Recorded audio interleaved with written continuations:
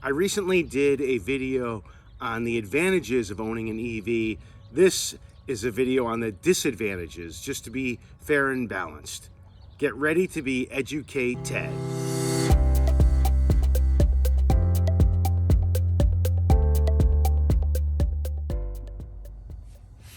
If you guys like this video, please click the links below and subscribe. Just to be clear, earlier this year I did buy a Tesla Model Y, but my family still has an internal combustion engine vehicle. So let's get into the disadvantages. The first disadvantage of an EV is that they're heavier, and because that they're heavier, the tires have to be replaced a little bit more often. So with a ICE vehicle, you might get 30, 40,000 miles or so on your tires. If you are driving an EV and you're reasonable in terms of your acceleration and all the torque that it's got, you're going to get around 20 to 25,000 or so miles on those tires. So you're going to be replacing tires more often, and that's going to cost a little bit more. Another disadvantage of owning an EV is that charging takes longer. Now, it certainly takes longer than going to a gas station.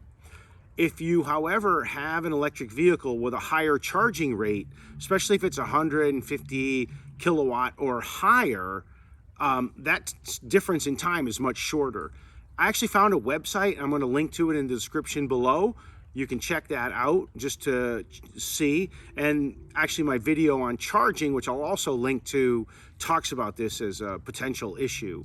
So if you don't have access to a level 3 charger or a supercharger near you, and you have a slow charging vehicle, additional time will be needed. Obviously you can charge overnight, but that may be a disadvantage. Another possible disadvantage is if you can't charge at home. Let's say that you live in a multi-family complex unit. I actually have traveled recently to a few different places. I was in Boulder, Colorado. There's a lot of high-density housing sprinkled through different spots, and I didn't see a lot of public charging. Also, I was in a few areas outside of Boston, like Somerville and Cambridge. Those areas are really, really dense housing.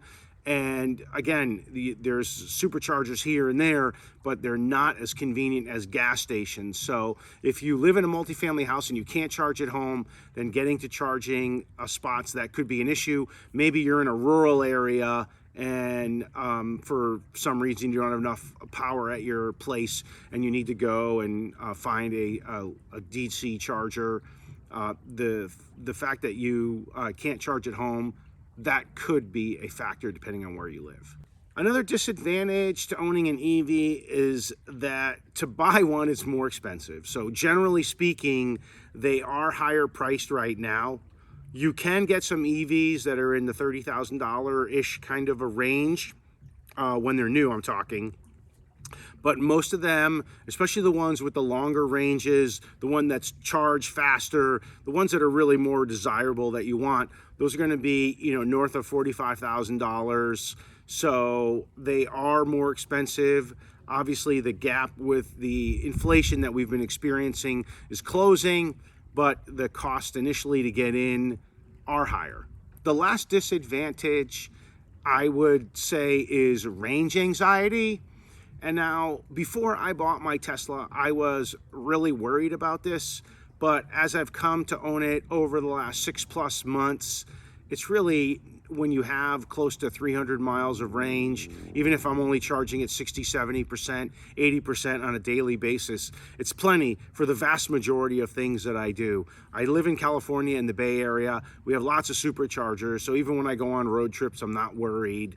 So for me, it's not, but for you, again, depending on where you live, what kind of charging infrastructure you have, and so on, you may think that range anxiety is an issue, and it very well may be, depending upon your particular circumstance. Again, I did a video on range, put it in the description, and you can check it out. Okay, to wrap it up, let me give you the 5 disadvantages. Number 1, replace the tires more often. Number 2, charging will take longer, especially if you have a slower rate. Number 3, if you live in a high density area and you don't have a lot of superchargers or DC fast chargers near you. Number 4, it's currently more expensive. And the last one is range anxiety. Thank you for watching this video. If you found the content interesting, please click the like button and subscribe. If you have any questions or suggestions for future videos, please put them in the comments.